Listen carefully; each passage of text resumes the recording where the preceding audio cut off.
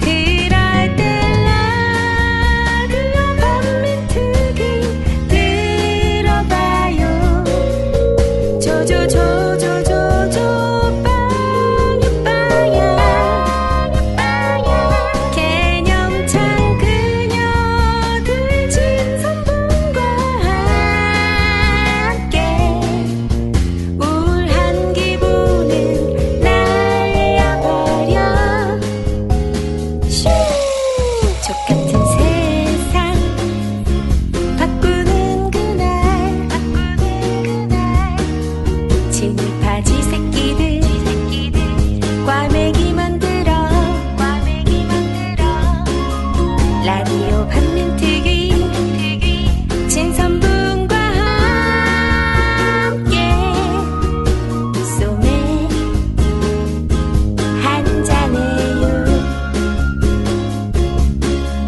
라디오 반민특위 진선분과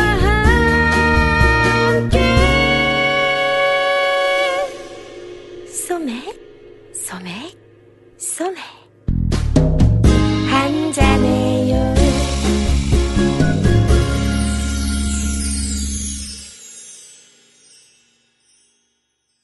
자, 그 다음에 뭐 예. 이광수나 최남선 있는데 이 사람들 얘기하자면 입이 아프게 떠들어야 될 일이 두 사람만 많이 해도 있지만 한 번 할 수 있는 정도입니다. 네네. 여러분 근데- 하셨죠, 그런데? 근데 저희가 그래서 예. 친히 문학가에서 이미 아, 충분히 다뤘을 만하네요. 예, 맞아요. 네, 한번 그랬던 것도 같고. 네, 뭐, 육당하고 춘하는 건너뛰거나, 네. 안 그러면 또 다음에 한번 또 세게 하거나, 예. 그렇게 하는 게 좋겠죠. 오늘 네. 이 사람들까지 얘기하면은 뭐 한 5시간 잡아야 됩니다.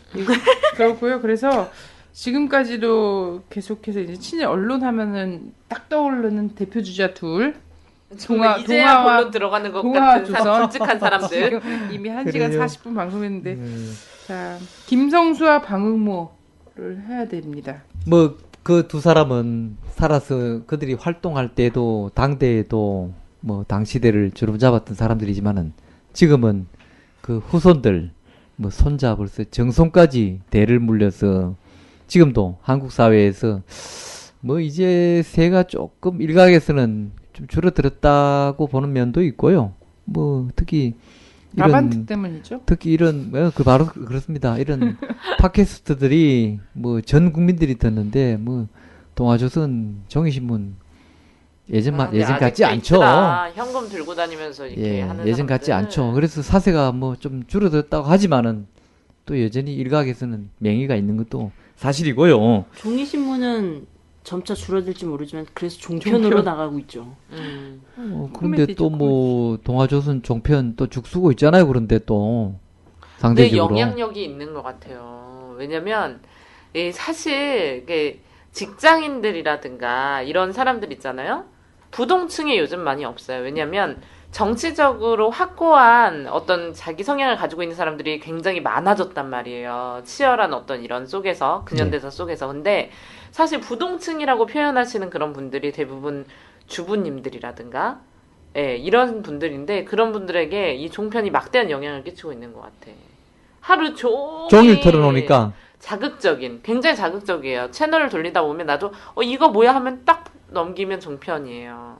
그러니까 시사건, 코미디건, 오락이건, 정치건 굉장히 아주 그 인간의 말초 생명을 건드리는 저질스러운 제목들과 요즘 이런- 종편에서 나온 말 중에 신조어 중에 하나가 시사 예능이란 말이 있습니다. 네, 맞습니다. 그래서 시사를 프로그램을 예능화한다. 완전 코미디로 하더라고요. 시사 예능 아주 네, 새로운 강영석이 말인데. 주로 나오고. 네.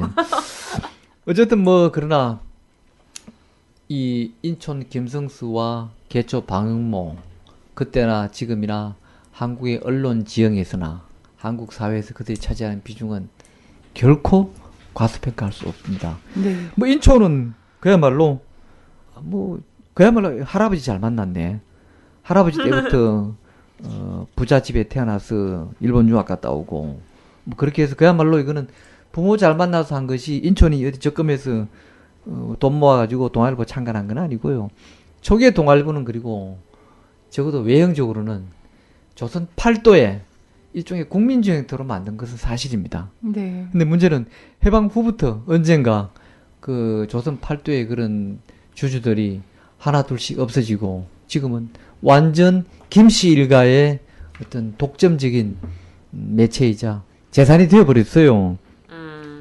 이 김성수는 돈이 많다 보니까 주변에 사람들을 부리고 있었습니다.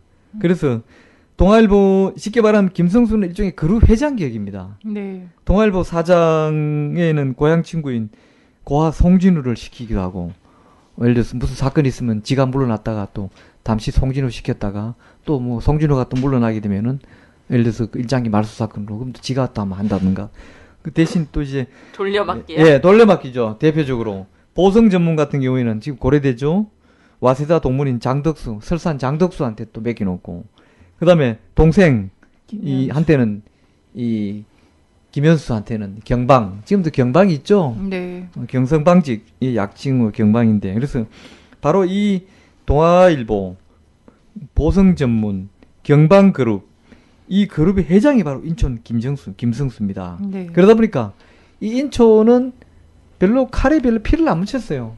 뭐 사고 나면 사고 치면은 이 사람들이 그냥 대신해서 그냥 바람막이 역할을 하거나 또 책임져 주니까, 우리 그렇잖아요. 예를 들어서 뭐 삼성에서 뭐 비자금에서 터지면 뭐 이은희가 들어갑니까? 그 밑에 뭐 어디 이학수라든지 이런 뭐 계열사 사장이나 그 또 비서실에 있는 사람들이 그냥 가서 떼고 나오잖아요. 네. 이건희는 안 들어가잖아요. 설사 뭐 형을 받아도 또 빵에 들어간 적은 없잖아요. 네. 딱 인천 일성수가 그때 바로 그런 노릇을 하면서 지냈고, 자, 아까 말씀드린 대로 이 인천 김성수는 초기에 그래서 이제 동아가 아까 민족지라고 자기들이 자부하면서 조선일보를 공격할 수 있었던 것도 이런 조선 팔도에 민족 또 그 참여한 사람 중에서는 또 민족적인 면모를 가진 사람들이 많이 있을 거예요.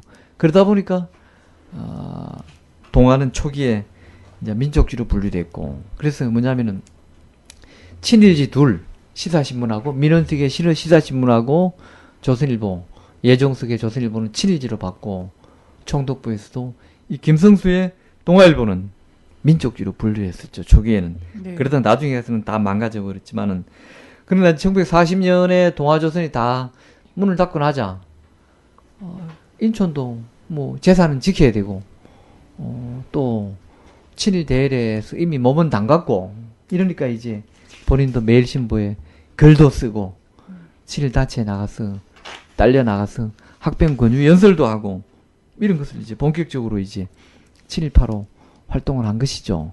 물론 예. 직업적인 친일파들하고 김성수를 같이 볼 수는 없습니다. 아주 뭐 적극적인 그런 친일파라고 생각하지는 않아요. 그렇지만 기득권을 지키기 위해서는 기꺼이 그런 자리에 나가는 것을 거부하지 않았다는 거죠. 그 점을 그러니까 분명히 얘기할 수 있어요. 제가 막 이제 이 김성수에 관련한 이제 자료들을 보니까 어떠한 이제 이렇게 선생님 말씀처럼 뭐 협력적 저항적 협력 이런 식의 표현을 하더라고요. 예. 그리고 겁탈당한 피해자였다. 협력하지 않으려 했었으나 뜻대로 되지 않았다. 뭐 이런 식의 논조들을 많이 펴고 있는데, 어쨌든 부모 잘 만나서 지주집 아들이었던 거잖아요. 만석군의 아들이었던 딱 그거죠. 건데. 예. 출발이. 그래서 유학을 일찍이 갔어요. 네. 유학을 가는 과정에 이제 또 보면 여러 또 성각자들과 같이 친분도 있었고, 이런 과정에서 이 3.1 운동의 준비 과정에 이제 소위 말하는 민족 지도자들, 당시 독립 선언문을 작성하려고 했던 이런 과정에 막 같이 좀 관여도 하고 이랬었나 봐요. 네. 근데 이런 과정에 이 사람은 피신을 간 거야. 이제 막 그런 것들을 막 준비하는 과정에서 이제 민족 지도자 33인만 이거 아시잖아요. 이런 과정에 자기는 홀랑 피신을 가서 면책을 받는 이런 경우도 있었고. 저는 연로가 안 됐죠. 예, 그래서. 그런데 그런 거에 대해서 어떻게 평가를 하고 있냐면 이 사람들이라는 건 누군지 아시겠죠? 어떻게 했냐면 앞서는 사람이 아니다. 이 사람은. 이 사람은 옆에서 조력하고 협력해주고 지지 지원해주는 사람이지 앞서는 사람이 아니다. 근데 어떻게 또 그 다음 평가가 더 과관이죠. 그렇지만 책임질 거는 분명히 책임지는 사람이다. 이런 평가를 내리고 있더라고요. 한마디로 뭐 웃기는 일이죠. 나는 이 사람 되게 이명박과의 매국노라고 생각하거든. 그러니까 이 우리 박정희과의 매국노들은 진짜 이 내선일체가 이제 뼛속까지 정말 정신까지 이렇게 간 사람들이고 이명박은 약간 자기가 매국행위를 하면서도 미국 위에 있다고 생각하면서 자기 재산을 불리려는 이런 과의 친일파들이나 이제 민족 반역 세력들이 있는데 약간 그런 과야. 근데 이 사람이 그런 진짜 측면이 자기 있죠. 재산만을 지키려고 했다면 자기 재산을 오곱게 써야 돼. 결과적으로. 근데 결국에는 친일도 했지만 굉장히 이 자본주의 성격에서도 아주 악덕한 재벌의 모습을 보여줬잖아.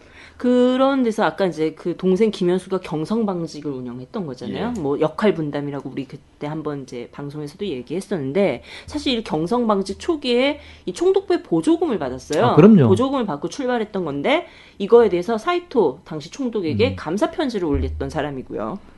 보조금을 줘서 고맙다 이런 편지를 뭐 매번 했던 사람이고 그 편지를 제가 발굴한 주인공인데요. 일본 의회 도서관 헌정 자료실에서 제가 발굴해서 예. 공개를 했죠. 거기 보면은 사이토가 나중에 이제 사이토는 조선 총독 중에서 유일하게 총독으로 2번이나 옵니다. 네. 사이토는 특징이 뭐냐면 다른 놈들은 다 육군 대장인데 사이토는 해군 대장 출신이에요. 그죠? 어찌 보면 총독들 중에서 뭐 상대적으로 그들 중에서는 상대적으로 젠틀하죠. 상대적으로. 이제 사이토가 몸이 아파서 이제 다시 그만두고 물러갔을 때 선물도 보내고 예, 맞습니다. 이제 그러면서 이제 편지도 보내고 그게 일본에는 그때 보낸 편지들이 다행히 우리로서는 다행이죠. 그래도 고스란히 다 보관돼 있어서 내가 원본을 봤다니까요. 그 제가 80년대 후반, 90년대 초반 그 일본의 그 이제 그 자료조사차 물론 회사에서 취재를 갔었죠. 가서 볼 때만 해도 신청하면은 노란 옛날 봉투에 이완용이 쓴 이런 편지 같은 걸 원본을 내줘요. 근데 그 뒤로는 가니까 그걸 마이크로 필름으로 찍어서 목록은 있는데 마이크로 필름으로 보게 하더라고. 원본은 더 이상 안 내주는 거예요.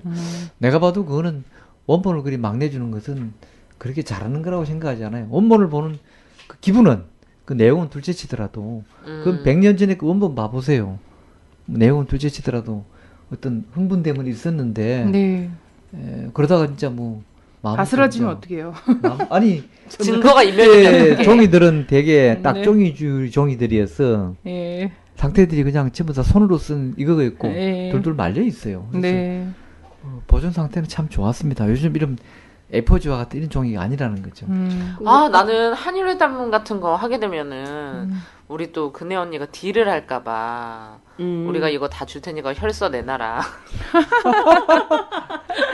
마이크로필름이 혈서는 없을 이거를 텐데. 주면 주겠지. 그 아까 그리고 일장기 말소 사건 있었잖아요. 예. 이때 이제 이게 딱 터진 거지 이러면서 이 사건을 해결하기 위해 차 안에서 이제 막 달려가는 길 과정에 어떤 말을 했냐면 참 개탄스러운 일이 벌어졌다. 이런 표현들도 서슴없이 했던 사람이고 아까 이제 학교 보성학교 이 얘기를 하는데 또 이 사람들은 어떤 평가를 하냐면 이것 봐라 건국 준비에 앞장선 사람이다.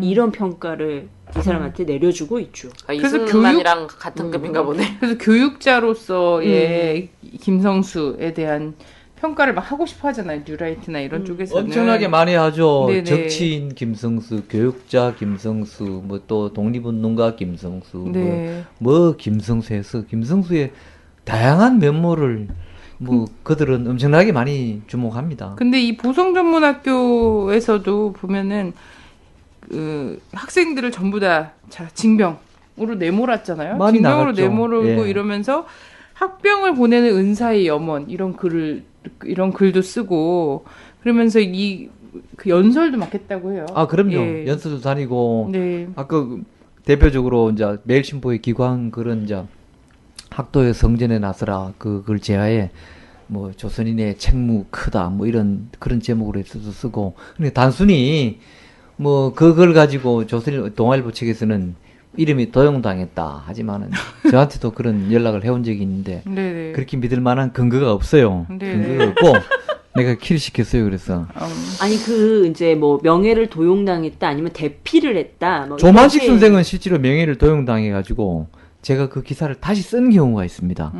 왜 그걸 충분히 제3자가 봐도 인정할 만한 사례가 발생했어요. 왜냐면 제가 학도의 성전에 나서라라는 책을 제가 묶어서 낸 책이 있습니다. 그 이제 학도 지원병 나가기 전에 그 무렵에 당시 신문들에 주로 매일신보죠. 그때 동아조선은 없고 이미 매일신보에 썼던 시, 그다음에 논설, 좌담회, 뭐 칼럼, 뭐 기획기사 이걸 묶어서 학도의 성전에 나서라라는 책을 제가 하나 펴낸 게 있어요. 그 속에 이제 조만식 선생 것도 있고 저희 인천 것도 있어요. 저는 과감하게 다 실었어요.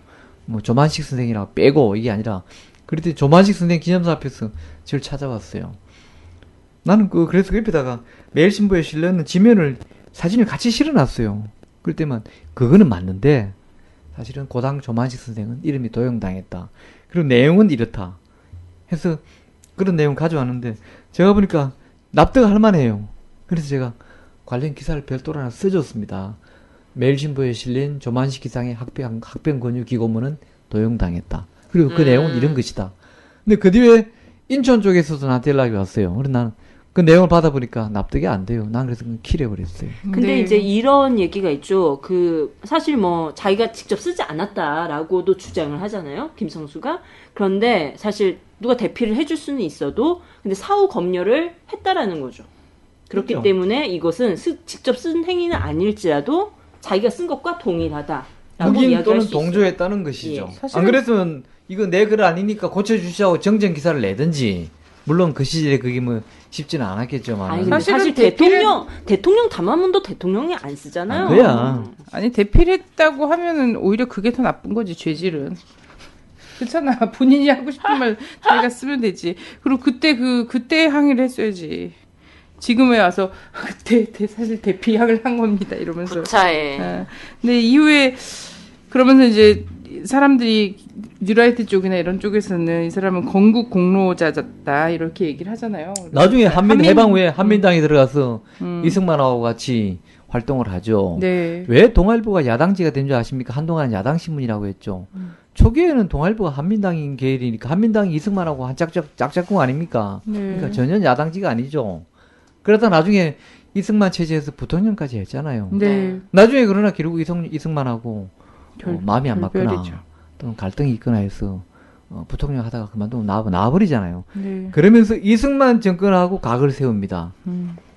이승만이 여니까 동아일보는 야가 된 거예요. 그래 야당지예요. 그게 진짜 원래 야당지도 아니에요. 그러니까 친이 같은 거야. 그러니까요. 사기업인 거야. 김성수가 뭘 하느냐에 따라서 동아일보의 논조는 바뀌는 거죠. 그러니까요. 그러니까 네. 흔히 난 진짜 너무 이해가 안 가.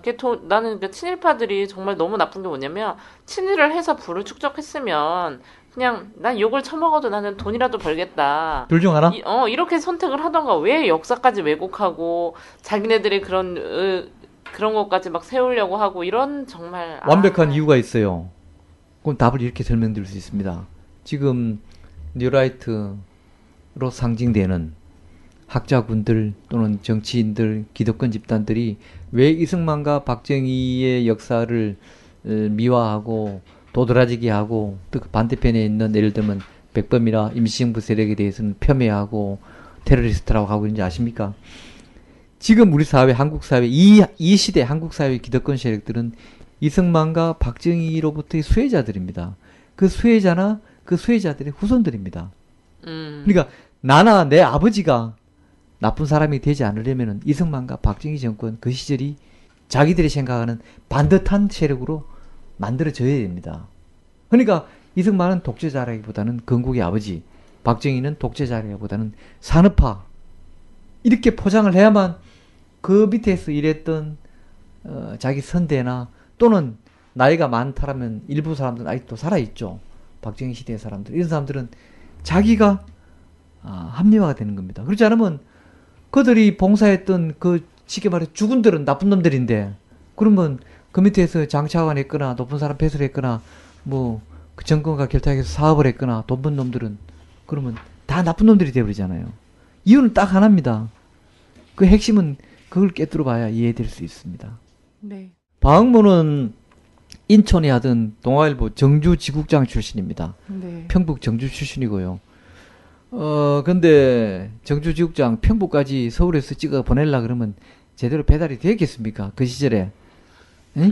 헬기가 있는 것도 아니고요. 또 몇 분이나 됐겠습니까? 그래 동아일보 정주지국장 하면서 이 방학모는 좀 많이 무시당하기도 하고 큰 돈도 벌지 못하고 자관 좀 이래 뭐라 그럴까요? 많이 좀 다운돼 있었던 사람이에요. 그러다 나중에 이제 덕대라는 것은 자기 소유의 광산이 아니라 나무 광산을 빌려서 하는 사람을 덕대라고 합니다. 네. 그때 그 인근에 교동광산이라는 광산을 했는데 여기서 이제 이른바 노다지가 터진 거죠. 이 이전까지는 방학모는 그냥 평북, 정주, 동아일보 지국장 그 이상의 아무런 유명도나 지명도가 없었어요. 근데 노다지가 발견되면서 졸지에 전국적인 인물이 됐고 조선 최고의 부자가 됐고 마침 그 무렵에 조선일보 사장을 하던 조만식 선생이 평북 출신인데 경영난에 있으니까 고향 후배를 찾아가서 어이 방군 자네가 좀 이게 좀 맡아보지 않겠는가 뭐 이렇게 해서 또 방학모는 돈도 있지 이제 돈이 있으면 뭔가 명함을 갖고 싶어 하잖아요. 또 이런저런 뭐 다른 고무신 공장도 아니고 또 신문사니까 또 뭐 매력도 있었겠죠. 뭐 그렇게 해서 1932년부터 조선과 인연을 맺기 시작해서 이제 결국 조선을 인수하고 초기에 조선은 이 동아에 밀리기 때문에 많은 판매 전략용으로 많이도 찍어서 무가지도 뿌리고 또 경품도 하고 이때도 경품이 심했습니다. 이때도요 사실은 뿌리가 이때부터 있습니다. 그러네요. 대단히 심했습니다 이때 이때도. 경품. 예. 그러다가 이제 동아조선이 폐간되고 난 뒤에 조광이라는 네. 잡지를 만듭니다. 조광. 근데 조광의 권두원을 방학모가 쓴 게 한둘이 아닙니다. 네. 권두원까지를 누구 시켜서 싸고 난 생각하지는 않아요. 네. 그렇잖아요. 권두원은 되게 편집장이나 발행이나 이런 사람들이 쓰지. 그리고 짜다가 몇 년에 한 번 썼다 그러면 편집장한테 대필 시켰겠지만 이걸 여러 번 권두원을 쓴 걸로 봐서는 대필 가능성이 낮다. 저는 이렇게 생각하는데 이제 그 내용이 이제 뭐 거의 뭐 40년 넘어서 해방 때까지 한 몇 년간은 다들 미쳐 있었으니까 미쳐 있지 않고서는 문을 닫아야죠. 그 조강에서 아까 선생님 말씀하셨던 이 권두원이 어떠했는가 이거 한번 잠깐 읽어볼까요? 하나 가지고 있습니까? 하나 소개해 네. 주세요. 그 일왕에 대한 창가를 했던 건데요. 예. 어떻게 썼냐면 만세 일개의 황통을 이으읍신 예, 이어옵신 예. 세계 무비의 깨끗하옵신 역사를 가진 우리 일본 황실의 번영이 이처럼 날로 점양하는 것은 위로 성명하옵신 천황폐하를 모시었고 아래로 국민이 일치단결 국군의 번영을 꾀한 때문일 것이다. 이렇게 썼습니다. 저게 한국인이 조선인이 발행하는 잡지에 저런 글이 근데 그때 출세하기 너무 쉬웠어. 그래서 거의 용비어천가 수준의 글만 쓰면 되는 거였잖아. 근데 하나 더 읽어드릴게요. 이 일본의 조선 통치 30년을 기념하면서 쓴 권두원도 있어요. 40년. 네. 예, 30년. 그래서 발췌만 하면 지금부터 만 30년 전 이란 양국은 드디어 양국의 행복과 동양 염원의 병화를 위해 양국 병합의 조약을 체결했다. 이렇게 썼죠. 아니 그 대동아전과 우리의 결이라는 특집의 조강에다가 예. 타도 동양의 원구자라고 하면서 반미 반영의 글을 썼는데 이 글 제목이 정말 야 우리는 80년대 90년대 그렇게 반미 운동하고 막 이렇게 했어도 이거를 한번 제대로 들고 이런 구호 한 번도 못 들어봤잖아. 타도 동양의 원구자 이런 반미 구호 참 42년도 당시에 이 뭐 방학모 같은 경우에는 이제 그런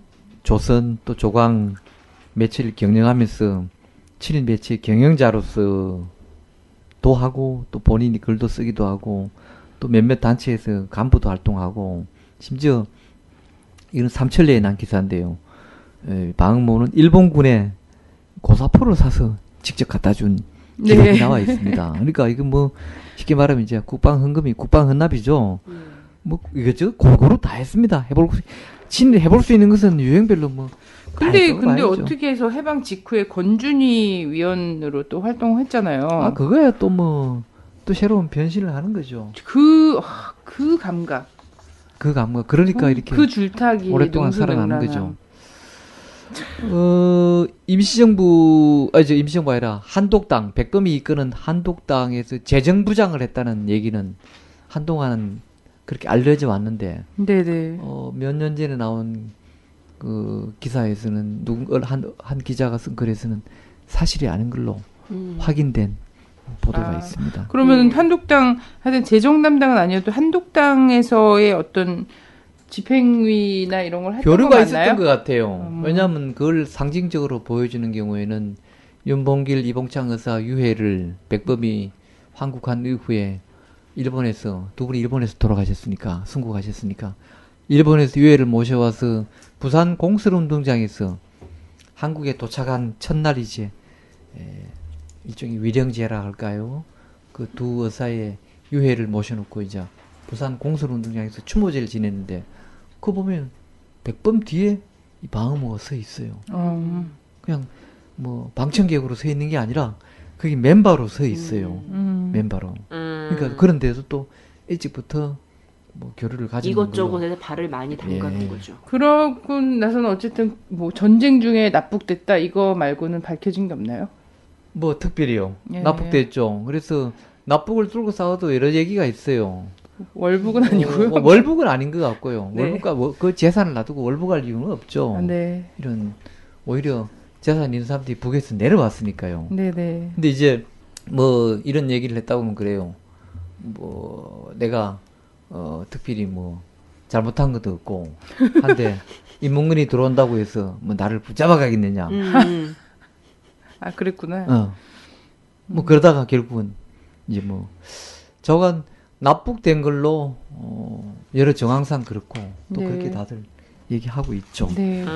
아니 이 춘원 이광수 같은 경우에는 북에 묘가 있거든요. 있죠. 네. 묘가 있고 뭐 하여튼 그게 순간적으로 당황했거나 아니면 살 길을 찾기 위해서 그랬는지 모르겠으나 하여튼 자신 친일의 과거에 대해서 반성했다. 마지막 순간에. 누가? 뭐 이런 춘원 이광수가 춘원요? 이런 이야기들은 그냥 확인할 수 없는 이야기들로 떠들고는 그러니까 어디서 죽기 전에 네. 춘원은 저 끌려가던 도중에 평양 근처에서 비행기 폭격을 맞아서 죽었어요. 네네. 그래서 지금 애국열사랑이나 혁명열사랑 묘에 있는 게 아니라 그냥 제북 인사들 묘, 예. 북한에서 죽은 남쪽의 유명 인사들 묘소에 그게 묻혀 있는데 그래도 북한 좀 인간적이다. 친일파하고 그런데 묘소도 만들어주고. 묘소는 묘야. 그거는 뭐 교훈으로 남겨야 되니까. 나라에서 만들어준 건 아니. 북에 가가지고 그냥 있는 묘. 아. 북에 가가지고 춘원이 사과했다는 것은 아니에요. 기록이 없고요. 북에서도 뭐라고 얘기하냐면 오는 도중에 죽었다고 얘기해요. 그랬고 예. 춘원은 기차에서. 춘원이나 육당이나 둘 다 해방 후에 춘원은 나의 고백, 육당은 마포형무소에서 자열서라는 글을 쓰는데 다 글 보면은 다 자기 변명이고 합리화고요.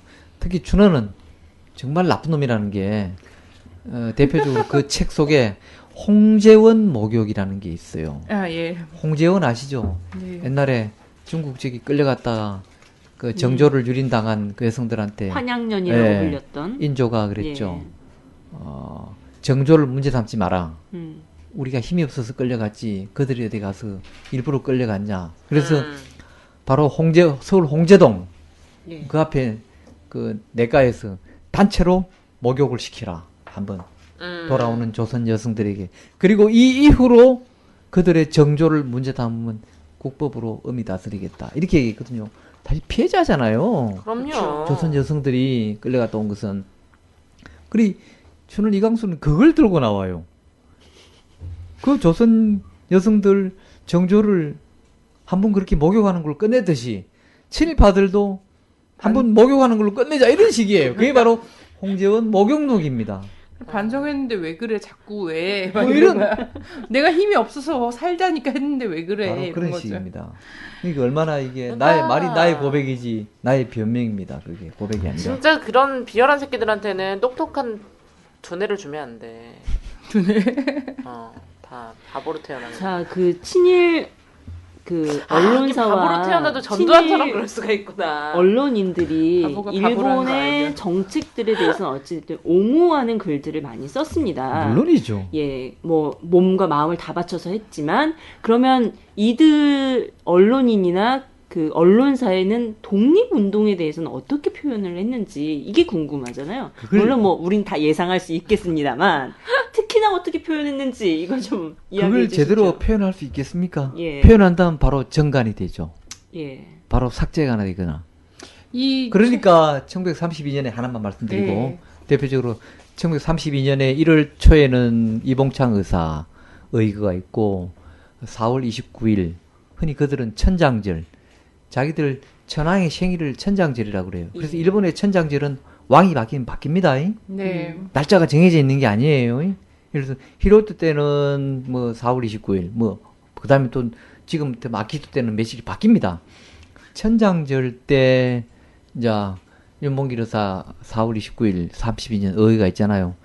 이때 그 의거를 이제 우리를 말하면 이제 일종의 폭도라고 하는 거죠. 그리고 그 이봉창 의사 같은 사람들을 범인이라고 부릅니다. 예. 그래서 이제 마치 이봉창 의사 같은 경우에는 일황이 신년 초에 요요기라는 곳에서 이제 쉽게 말하면 병사들 관병식을 사회를 받고 오는 자리에서 그皇궁 입구에서 이제 그런 던지는데 피해를 입지는 않았죠. 예. 근데 그걸 이제 쉽게 말하면 우리 현대말로 표현하면은 요새말로 표현하면 폐하께서는 무사히도 다행이시고 그 범인이 말이야 폐하가 가시는 그 앞에 그 폭도가 뭐 술탄을 던져서 어쨌다 이런 식으로 표현하는 것이죠. 그다음에 예를 들어서 우리 한국인을 또 조선인을 상징하는 것이 백의민족. 그래서 어쨌든 우리가 흰 옷을 입었잖아요. 근데 흰 옷은 어찌 보면 이제 불가피하게 뭐 그 당시 물건이 부족했거나 이렇게 해서 흰 옷을 입었던 것도 있지만 우리 백의민족의 상징이었어요. 그리고 일전에 이제 흰 옷 입으면 자주 빨아야 된다든지 뭐 이런 걸 별미를 해가지고 유색 옷을 입도록 강요했는데 결국 그런 논리에 편성해서 백의를 버리자, 흰 옷을 버리자 뭐 이런 운동 이걸 신문사에서 공공연히 뭐 칼럼을 쓰거나 사설을 쓰거나 백의 이른바 백의 폐지 운동이라고 그 당시 보면 키워드로 치면 나와요. 뭐 이런 거라든지 그다음에 이제 아까 말씀드린 결정적으로 동아조선 주신문이 이제 친일로 본격적으로 들어서게 된 분기점이 분수령이 1937년 7월 7일 이른바 중일전쟁입니다. 그러니까 중일전쟁 자 31년에 만주사변에서 이기죠. 일본이 자 청일전쟁 이기죠. 1894년 시작한 또 1904년 러일전쟁 이기죠. 또 그다음에 1931년에 만주사변 이기죠. 37번에 중일전쟁에서 아주 파죽지세로 끌고 올라가죠. 그러니까 동아조선도 이제는 일본 독립이 요연하구나. 이제는 일본 천지인갑다. 이제는 결국 완전히 이제는 이제 신대의로 들어서니까 그때부터 서서히 이제 상징적인 말 하나 소개해 드린다면 이제 일본군이 아닙니다. 일군이 아니에요. 아군입니다. 아군. 이제는 아군입니다. 그리고 그 아군은 한 단계 더 올려서 황군입니다. 용어가 바뀌기 시작합니다. 예. 네. 우리가 지금 와서 행위를 막 처벌해야 되는 이런 책임을 진 사람들이 있잖아요. 예를 들면 뭐 광주 5.18의 학살자 전두환을 처벌하라. 막 이런 이야기를 하는데 저는 전두환도 처벌해야 되지만 그 당시 전두환에게 서서 이것을 선전하고 했던 언론인들도 똑같이 처벌을 받아야 된다고 생각해요. 물론이죠. 받아야죠. 제멋대로 아니라 쓴 게 아니죠. 괴벨스가 예. 네, 해야 되는 거죠. 저 보면은 불령선인 뭐 사실 이제 이런 시각이 있기 때문에 뉴라이트 교과서에서 김구 선생님을 테러리스트라고 인식할 수 있는 거라고 생각이 되는데 동아일보 사장이 예전에 방북하면서 동아일보 기사 하나를 금판에 찍어간 거 있잖아요. 그게 김일성의 보천보 사건 호해입니다. 호해. 보천보 전투를 호해로 다룬 거를 금판에다 찍어갖고 간 것을 둥금판. 네네 갔는데 자기들도 이걸 다뤘다 이런 거죠. 다뤘다라고 했는데 거기에 보면은 여러 군데 아리가또는 잘해 진짜. 네, 근데 대단하다 대단해. 공산 그렇게 비적, 공산 비적들의 행위로 그래서 이 보천보 딱 이러면서 공산 비적이라고 딱 나온단 말이죠. 되게 굉장히 작은 규모의 전투이긴 했지만 굉장히 유의미한 것이기 때문에 호혜로까지 뿌려지고 그럼요. 했지만 거기서 그 단어를 쓴 거 있잖아요. 공산 비적대에 이런 공격으로 표현한 것은 보면 그때 당시에 이것을 어떻게 바라봤는가 볼 수 있는 건데 한국사 그 치안유지법으로 다스려야 하는 조선인들을 불령선인 그리고 그럼요. 이렇게 무장투쟁을 한 사람들을 공산비적 이렇게 나타내잖아요. 지금 현재는 이 말들이 어떻게 진화했냐면 종북 좌빨. 종북 좌빨이 딱 맞네요. 예, 공산비적의 그 진화한 거죠. 공산 비적을 줄여서 공비라고 합니다. 네. 그렇구나. 무장공비. 공비. 나 몰랐네. 그거 몰랐네. 하여튼 우리의 민족지라고 얘기하는 것들이 좀 일본에 대해서는 그런 그거 신문 관점이었는데 보셨나요? 예, 보천부 전투 그거요? 예. 그건 저 묘양산 묘양산에 예. 가면은 거기 국제 전람관 저도 평양에서 갔다가 2003년에 취재차 갔다가 묘양산까지 가서 구경한 적이 있는데 가서 저도 신문을 봤습니다. 우리 4명 중에 75%가 잘 전시돼 평양에 있어요. 갔다 왔군요. 네.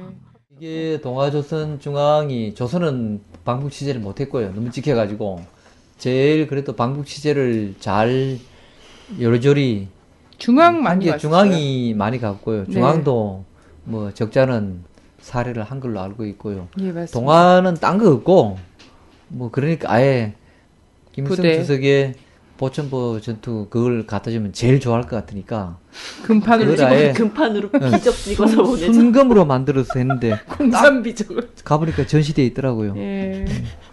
와 진짜 아리가또에 진짜 아이, 한글이야. 내가 저번에 얘기했잖아.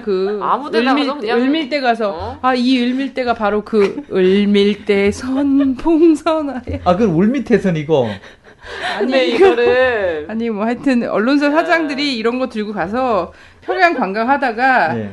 을밀대 가서 이게 그 유명한 노래 나오는 그 을밀대입니까? 이러면서 을밀대 선봉선아 그래갖고 평양 그랬어요? 시민들이 다 어떻게 이렇게 무식한 사람들이 언론사 사장을 하냐고. 그런 일이 있었군요. 예, 막 소문이 그 얘기는 못 났었어요. 들었네. 뭐 농담으로 했는데 와전됐을 수도 있지만 그런 농담도 좀 무리수죠. 아니요, 진짜 진지하게 얘기했어. 진짜 조선일보의 1920년대 초반에 보면은 민족적인 성향의 기사들이 들어들어 있어요. 이거는 당시에 박헌영과 같은 이런 사회주의 성향의 또 민족적인 기자들이 초기에 몇 사람들이 활동할 시절에 있었던 기사들인데 조선일보는 그런 거는 확 부각시켜가지고 봐라 우리 민족적인 면모도 있다.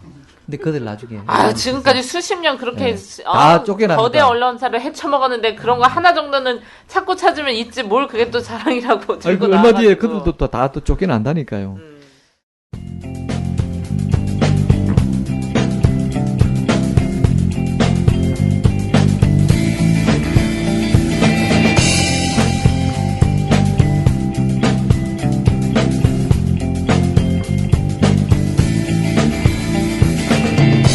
매일 아침처럼 문 밖에 놓인 신문을 들고 무슨 일이 있어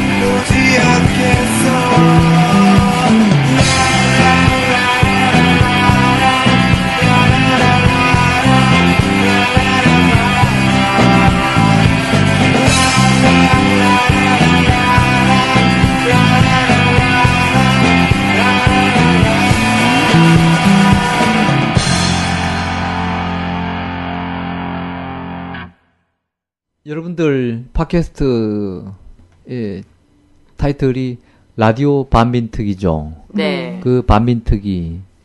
일제 때 이제 친일한 사람들은 일제 앞잡이한 사람들은 해방 반민특위에 뒤늦게라도 끌려 나왔죠. 네. 미군정이 없었으면은 더 빨리 친일파 청산 작업을 하고 더 또 강도 있게 더 조직적으로 했을 텐데 미군정 3년이라고 하는 이 어중간한 시기를 거치면서 미군정이 반대했기 때문에 그 사이에 친일파들은 특히 벼슬을 지낸 사람들은 전면에 다시 또 서서히 등장했고 또 그 3년 지나면서 민족 감정도 많이 또 좀 현실적으로 누그러져 버렸고 이렇게 해서 반민특위가 정작 활동하던 시기에는 해방 직후에 그런 뜨거운 열기가 좀 많이 둔화된 상태였습니다. 48년 재헌국회에서 이제 반민법은 재헌국회 재법률 3호로 제정됐습니다. 네. 초기에 빨리 난 법이죠. 네. 일종의 소급입법입니다. 과거에 죄를 묻는 것이니까요. 네.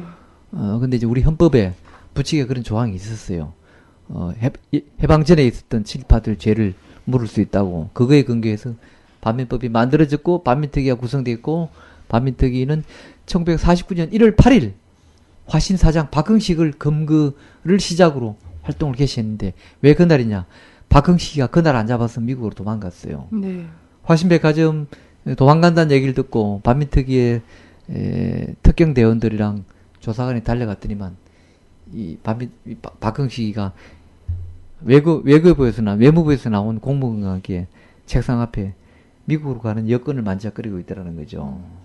그런 첩보를 받고 입수해 가서 잡아왔는데 말다시피 원래대로라면은 1950년 8월 말까지 공소시효를 갖고 있었지만은 이승만의 그런 와해 공작 게다가 친일 경찰들의 적극적인 반대로 해서 6월 6일 66 사건 네. 얼마 전에 지나갔죠.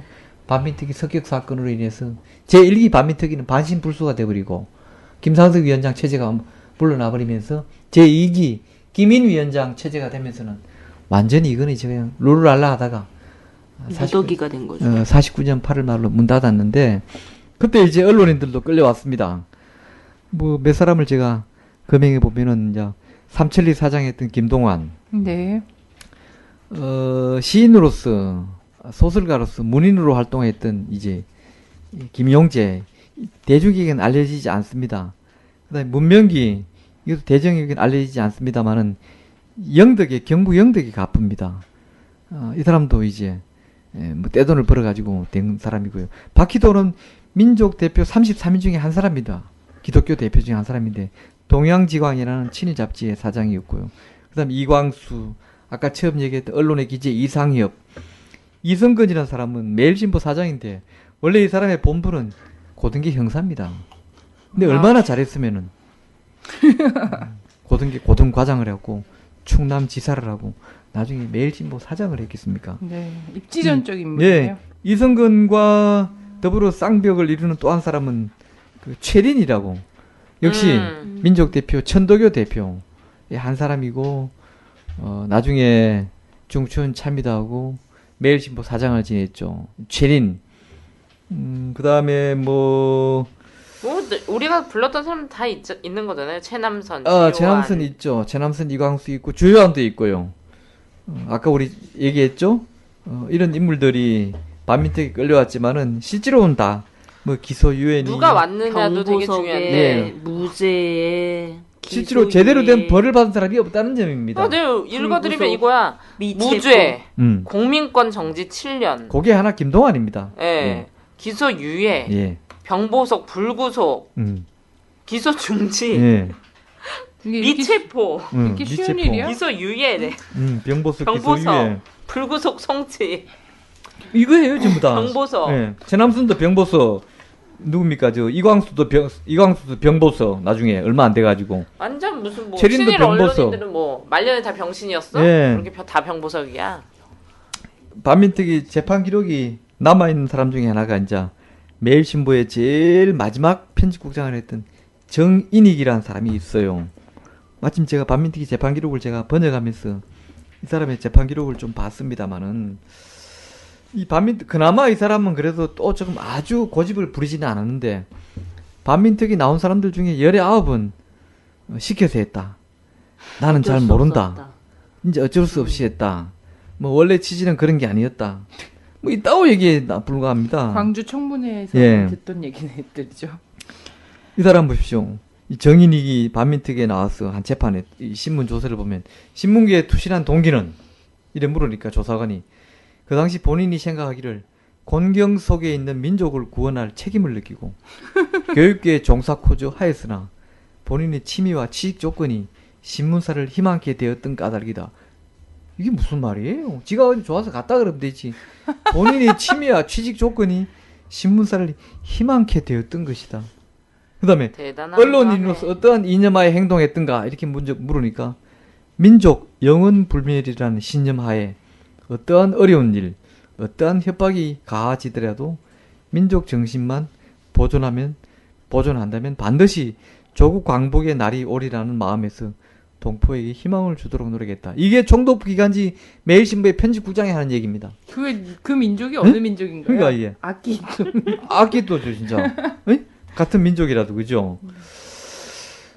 매일신보사가 시대에 여전히 민족적인 정신하에서 행동하였던가 일제 때 본인 마음만큼은 여전히 민족 정신을 갖고 있었지만은 진짜 그러니까 매일신보는 친일신문인데 그 편집국장이라는 작자가 거기서 뭐 사관도 아니고 그 신문을 제작하는 총책임자가 본인 마음만큼은 내 마음만큼은 여전히 민족적 정신을 갖고 있었고 그 당시의 환경과 재반 조건이 본인으로 하여금 의사대로 행동을 취하지 못하고 당국의 지시대로 복종하였으니 이따위 얘기입니다. 아까 김성수가 얘기한 뜻대로 할 수 없었다 뭐 이런 거네요. 딱 하나 맞게요. 자, 매일신보사가 범한 민족적 죄과를 누가 책임질 것이냐 이래 물으니까 본인이 현재 신경으로는 그 책임을 추궁하기 전에 본인이 과거에 맡은 편집국장으로서의 가책을 받기가 바쁩니다. 이겁니다 그냥.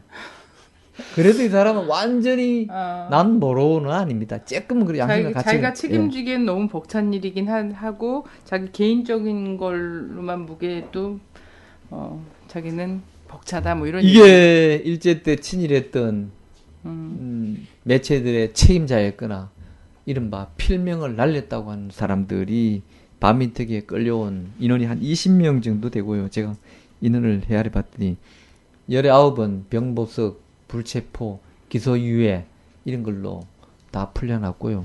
실제로 우리가 친일파들 중에서 서대문 형무소에서 교수형에 처한 사람은 단 한 명도 없습니다. 네. 실제로 단 한 명도. 부끄러운 역사에 어떻게 이럴 수가 있어요, 정말. 네. 오히려 그게 아니라 서대문 형무소로 반민특위 위원들이 들어갔죠. 나중에는요. 네, 들어간 상태에서 전쟁이 나버렸죠. 자, 저는 이러면서는 이후에 지금 현재 민족을 팔아먹고 사실 국민들의 어떤 이익이 아니라 어떤 권력의 줄에 서서 권력의 나팔수로 전락한 언론이 분명히 있잖아요. 이 언론들이 나중에 자신들의 심판대에서 할 수 있는 변명을 꼭 생각을 잘 했으면 좋겠어요. 저 그 변명이 여기와 다를 것 같지 않아요. 네, 그러니까 비슷하겠죠. 너무 네. 구차하고 구질구질하니까 저런 식의 변명을 할 거면 하여튼 뭐 심판의 내용은 다를 건데요. 자, 근데 똑같이 식민지 시대를 산 나라인데 우리가 또 언론들의 뭐 친일 청산 우리가 얘기하면 꼭 비교한 나라가 있지 않습니까? 프랑스. 예, 프랑스. 네, 예, 프랑스에서 나치의 복무에 부역했던 언론들은 굉장히 엄히 다스려졌지 않습니까? 뭐 그건 알려진 사실이죠. 네. 언론인뿐만이 아니라 작가들, 네, 그다음에 지식인들 이 그룹에 드골은 특히 주목했고요. 그런 그 시대에 바로 그런 지성계에 대해서 가혹한이라고 할 정도로 엄단했기 때문에 그나마 그 이후로 이런 일로 프랑스는 민족이 갈등하거나 불필요한 국론이 분열될 일은 없었죠. 네. 앞으로 나라를 팔아먹고 민족을 배반하는 사람 나오지 않을 것이라고. 아, 그럼요. 그렇게 말을 했죠. 그러니까 어찌 보면 프랑스는 나치하에서 그런 협력자들을 교훈을 삼은 것이고 우리는 프랑스는 불과 4년입니다. 우리는 뭐 을사늑역으로 치면 40년, 저 병자수호 조약으로부터 치면 70년, 길게는 이 기간 동안에 오랜 물론 뭐 세계사에서 보면은 외세 지배를 뭐 수백 년 받은 나라들도 없지는 않습니다만은 우리는 뭐 을사늑약부터 치더라도 40년간의 일제 지배하에서 우리 민족은 제대로 교훈을 찾지 못한 것이죠. 그러니까 지금도 역사를 가지고 마치 고무줄처럼 엿가락처럼 늘이려는 세력들이 나오는 것이지, 그렇지 않다면야 역사를 이렇게 가벼이 여기고 역사를 조롱하는 일이 빚어지지는 않겠죠. 그때 막 그 당시에 뭐 그런 얘기도 있었잖아요. 핀란드나 노르웨이 뭐 이런 이제 다른 나라에 비해서 가볍게 처벌하는 거 아니냐 이런 비난도 있었는데 맞습니다. 그 당시 처벌을 진짜 강하게 했던 핀란드, 노르웨이, 프랑스 다 지금 선진국이잖아요. 그러네요. 경제적으로 선진국이 아니라 의식 자체가 자기 삶의 주인이 돼서 살아가는 구조가 갖추고 있기 때문에 선진국이라고 하듯이 우리도 빨리 역사 청산해서 선진국이 돼야 될 것 같아요. 네. 그래서 그 짧은 어떤 그 시절에 대한 심판만 해도 정말 많게는 10만까지 보고 있지 않습니까? 예. 처벌을 받은 것과 관련해서. 그렇습니다. 근데 우린 40년 동안 이렇게 너도 나도 없이 정말 경쟁적으로 언론인들이 경쟁적으로 친일 부역을 경고서. 하려고 이렇게 노력을 했음에도 불구하고 고작 한 20명 갖다 그것도 다 풀려났고. 해놓고도 전부 병보석과 뭐 기소유예 이런 걸로 풀려났으니 이 나라에서 그 사람들이 떵떵거리는 걸 어떻게 진짜 저지할 수가 있겠어요. 어떻게 해야 되지? 우리나라에서는 사실 제가 친일을 연구하시거나 하시는 분들은 굉장히 아주 소박하세요.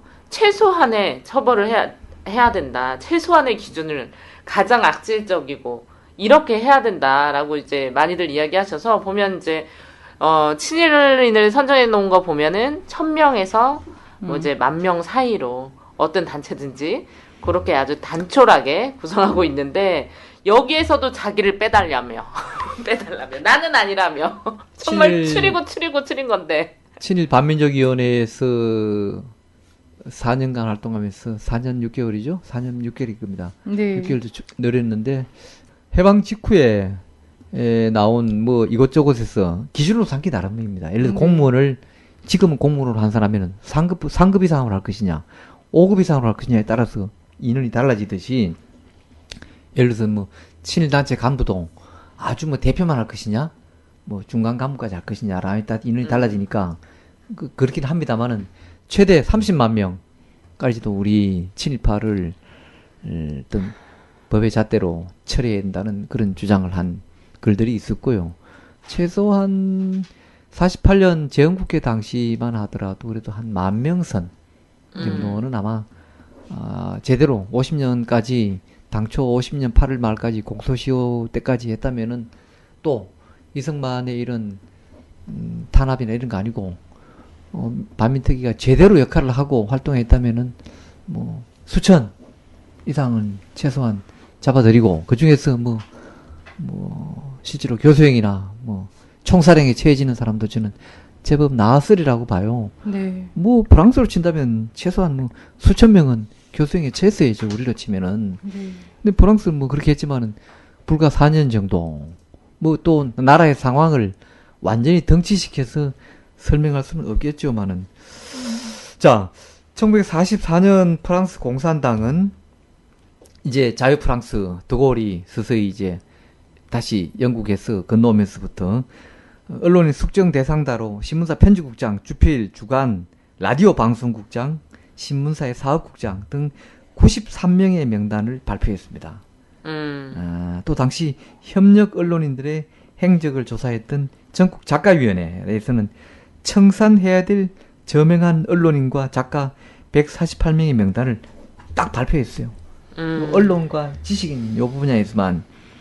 물론 이들에 대해서 이제 그러니까 프랑스에는 이제 법원이 만들어졌잖아요. 친일파 청산을 친일파가 아니라 나치 협력자 청산을 위한 법원이 지방 법원도 있고 중앙 법원도 있고 그 과정에서 이제 뭐 행적 논란, 행적 부족, 뭐 처벌 형평성 등의 논란이 없지는 않았지만 이제 언론인들이나 지식인들에 대해서 처벌할 거에 대해서는 예외 없이 처벌한 그런 기록이 남아 있습니다. 네. 진짜 우리가 무슨 복수를 하려고 친일파를 청산하려고 그러는 게 아니잖아요. 우리나라 친일 청산이 안 됐기 때문에 계속해서 이런 모순 구조가 계속되고 있는 것처럼 얼마 전에 보니까 독일의 이제 민족 반역자가 80세가 넘었는데 수십 년간 은둔 생활을 하다가도 잡았다고 하더라고요. 추적했는데 예. 잡혔군요 또. 예. 예. 그런 걸 공소시효 보면서 자체가 없는 거죠. 예. 정말 민족 반역자들한테 공소시효는 없다. 언젠가는 이제 꼭 대가를 치르게 해야 된다. 네, 저는 일본군 위안부, 징용, 징병, 그리고 그 외에 대학살 이런 것들이 있었잖아요. 그런 거를 피해를 입었던 조선인들이나 이런 걸 생각을 해보면 이 사람들이 10만 명이 그런 피해를 보기까지의 이 10만 명을 하여튼 일본 제국주의의 어떤 제물로 바칠 때까지 여기에 관여한 사람은 10만이 넘어야 되거든요. 넘죠. 사람 하나를 제물로 할 때 그 제물을 통해서 어떤 살아난 사람들 있잖아요. 그 제물을 통해서 자기의 부를 축적을 한다거나 생명을 유지한다거나 이런 사람들은 훨씬 더 많을 수밖에 없어요. 많을 수밖에 없는데도 우리가 지금 이제 수천 명 정도를 언급하는 정도의 수준이고 오히려 해방 직후에 반민특위라는 그 진짜 민중의 열망 속에서 만들어낸 이승만이 받지 않을 수 없는 이런 상황에서 만들어낸 반민특위를 통해서 결국은 감옥에 간 건 반민특위 위원들, 국회 뿌락지 사건 연루자들 이렇게 돼버린 정말 그 몇 년 사이에 완전 대반전이 일어난 거죠. 청산을 하는 게 아니라 친일파 청산을 하려고 했던 거죠. 사람들을 감옥에 다 쓸어 넣거나 간첩으로 몰리거나 했던 그 역사가 거기서 멈춰서 고스란히 지금의 현재 한국 사회에 나타나고 있잖아요. 그대로 나타나고 대표적인 게 있다. 전두환의 이 추징금 이 문제를 놓고 지금 이제 야당에서 이 추징을 할 수 있도록 한 법안 제출을 가로막고 있는 상황이잖아요. 예. 그걸가 마치 연자제가 적용되는 양 이런 식의 이야기들이 바로 이 뿌리를 제대로 뽑지 못했기 때문에 이러한 그 사람들이 계속 그 논리를 가지고 만들고 있다. 그래서 라고 하는 박근혜 거죠. 대통령이 그 재밌는 얘기 했더라고요. 전두환 추징관에서. 왜 전 대통령들이나 정권에서도 하지 못한 일을 자기한테 하라고 하냐며. 아니 일단 음마 아파트 30채 값 내놓고 시작하죠. 네. 그렇죠. 자기는 받아놓고. 그렇게 얘기하면 안 돼요. 자기는 대통령으로서가 아니라 또 오빠의 오빠잖아. 일이자. 네. 엄마 아파트 충분히 돈 주고 이 가족 이러는데. 관계에서도 책임이 있기 때문에 무슨 그런 뻘소리 아니면 하면 추징금 됩니다. 대신 내주든지. 네, 그렇잖아. 뭐 받은 받았을 것도 때 뭐. 있는데. 추징금 이자 없나요?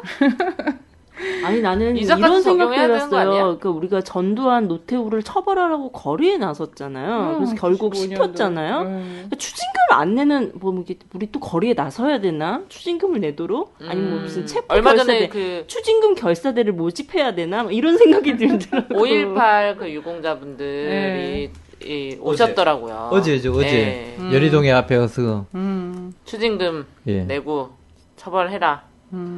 진짜 얼마나 가슴이 아프겠습니까?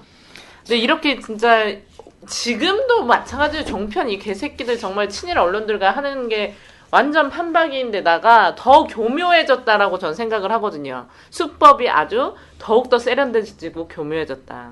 네. 그래서 우리 진짜 이제 우리나라 국민들 병들게 하고 있고 지금 재벌과 기득권 비호하고 있다라고 생각을 하는데 또 의미 있는 언론들이 또 반등 많아졌잖아요. 이제 뭐 라디오 반민특위라든가 국민 TV 미디어 협동조합이라든가 예, 이런 것이 많아졌는데 한 축으로는 이런 나쁜 언론들을 견제하고 견인하는 것도 국민의 역할이지만 또 이런 또 좋은 언론들에게 힘을 주는 것도 국민들의 역할이라고 생각을 해요. 그래서 맞습니다.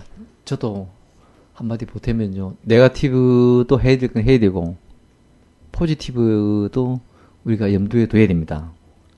비판하고 해야 될 것도 있지만은 좋은 매체들은 방금 본님 얘기처럼 서로 힘이 돼주고 후원도 해주고 그렇게 해서 같이 키워나가야 되지 그냥 좋은 매체를 누리기만 하겠다고 한다거나 이러면은 그 매체에는 한계가 있어져요. 그래서 라디오 반민특위의 여러 청취자 여러분, 회원 여러분은 국민TV의 조합원이 되어주시고 또 국민TV의 조합원 중에서는 또 라디오 반민특위의 애청자가 되고 또 후원자가 되어주시고 이제는 매체라는 것도 꼭 어디 뭐 신문사, 방송사만 매체가 아니에요. 소식을 전해주고 좋은 논평을 전해주면 그게 바로 매체입니다. 네. 네. 항상 이렇게 나오더라고요. 우리 성우분들이 국민TV도 가고 우리 방송에도 진짜 애국 성우분들이죠. 많이 그렇습니까? 오시는데 예. 그 여자분이 미디어 협동조합 국민TV의 조합원이 되어주세요. 이렇게 항상 하시고 예, 라디오 반민특위도 언제까지 우리 친언니가 내 쪽 모아찍기로 자료를 봐야 합니까? 그 종이가 막히려고 예, 많은 후원과 청취 부탁드릴게요. 예, 저도요. 네. 자, 권력의 단물만 빨아먹는 언론들도 많이 있지만 또 역사에서 긍정적 역할을 하는 사람들도 많이 또 그런 언론인들도 많이 있으니까요. 많이 고무해 주시면 그걸 자양분 삼아서 또 열심히 가도록 하겠습니다. 선생님 너무 감사합니다. 아, 너무 감사합니다. 저도 같이 해서 즐거웠습니다. 고맙습니다. 네. 투더코어.